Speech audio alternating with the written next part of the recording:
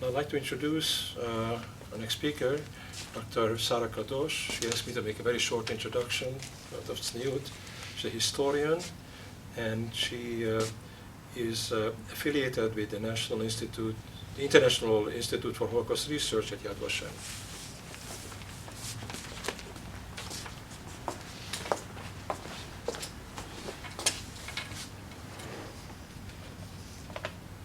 Thank you.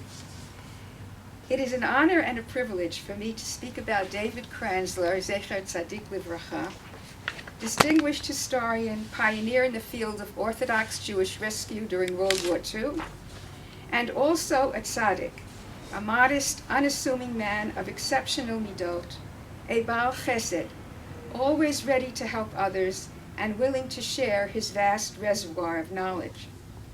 For me, he was a mentor, a guide, a role model, and a source of inspiration and encouragement, and I am humbled to have been asked to speak in his memory.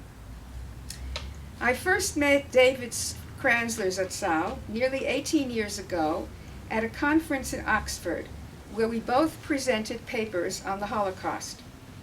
After the conference, he invited me to accompany him on a visit to the Agudat Yisrael archives in London, where he wanted to examine records dating from World War II. When we arrived at the nondescript building in Stamford Hill, David Kranzler was welcomed as if he were royalty.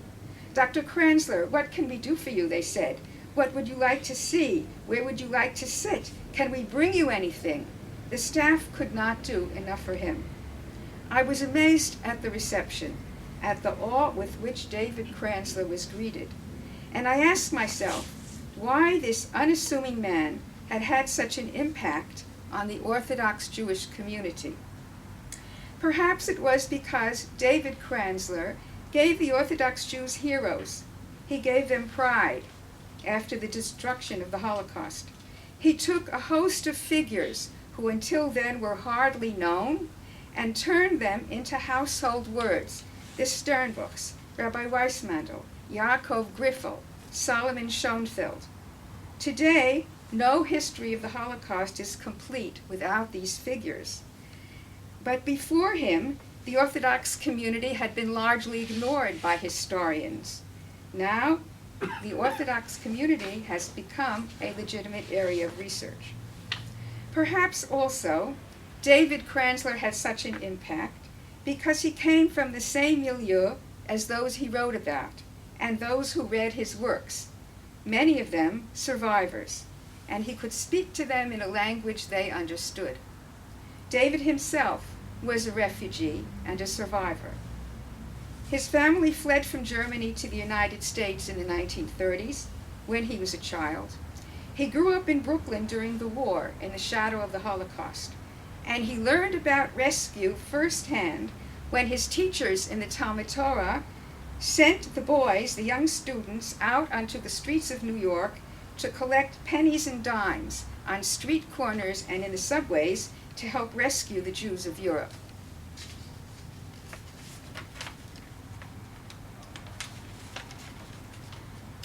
The quality of Mesiras Nefesh that he learned as a young boy, of devotion to rescuing fellow Jews regardless of personal cost, was the quality he looked for and emphasized in the people he wrote about.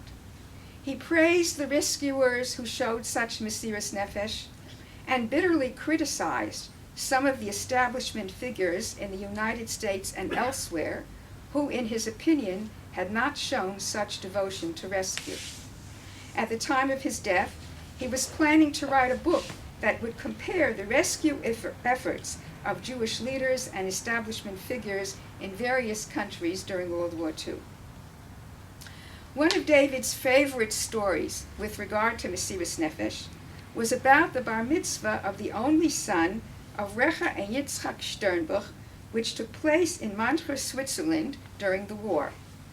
At the time, the Germans were deporting Jews from France to the death camps in Poland, and thousands of Jews were fleeing across the border from France to Switzerland in an effort to reach safety.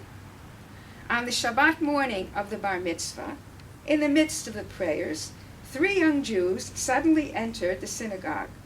They had succeeded in crossing the border from France, and when they thought they were safe, they had taken a taxi to the synagogue. A few minutes later, the police arrived and arrested the 3 boys. The taxi driver had informed on them. The police took away the 3 boys, presumably to be sent back to France. It was right before the bar mitzvah boy was to have his aliyah, but Recha Sternbuch didn't hesitate. She left the synagogue immediately and spent the rest of the day, many hours, on the phone with various Swiss officials, together with her brother-in-law Eli Sternbuch, until they discovered where the boys were being held and convinced the police officer in charge not to send them back to France. Several years earlier, Recha Sternbuch had been arrested by Swiss police for helping to smuggle Jews from Austria to Switzerland. She was put on trial, but later acquitted. One of David's last projects was his book about Gutta Sternbuch, Zichrono Livracha. Gutta grew up in a Hasidic home in pre-war Warsaw and spent the war years in the Warsaw Ghetto and the Vittel internment camp in France. She became well known in the ghetto because she wrote for the official ghetto newspaper. After the war, she married Eli Sternbuch, who had sent her the passport that saved her life and settled in Switzerland. David came to know Gutta well in the course of his research on the Sternbuchs, and he decided to write a book about her too. He interviewed her extensively, wove the interviews into a narrative, and added a chapter on the history of the Jews of Poland. I was privileged to read the manuscript before it was published. It was Gutta herself who told me repeatedly that David Kranzler was indeed a tzaddik. After I met David Kranzler at the conference in Oxford, I too soon discovered the extent to which he was a real Baal Chesed. When he learned that I was doing research on refugees in Switzerland, he arranged for me to stay at Gutta Sternbuch's home in Zurich whenever I visited Switzerland to conduct my research.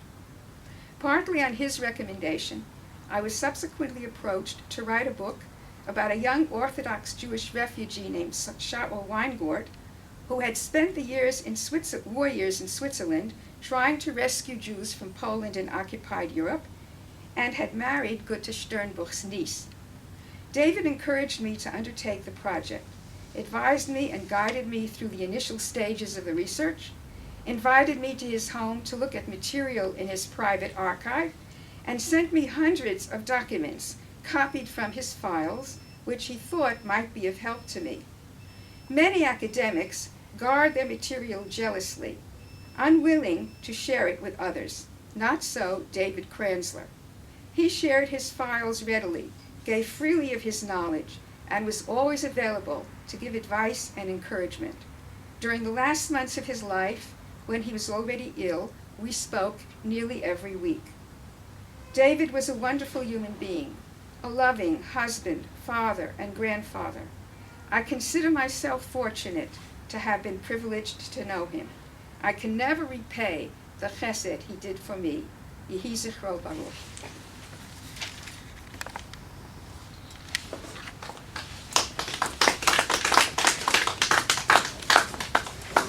Thank you very much, sir.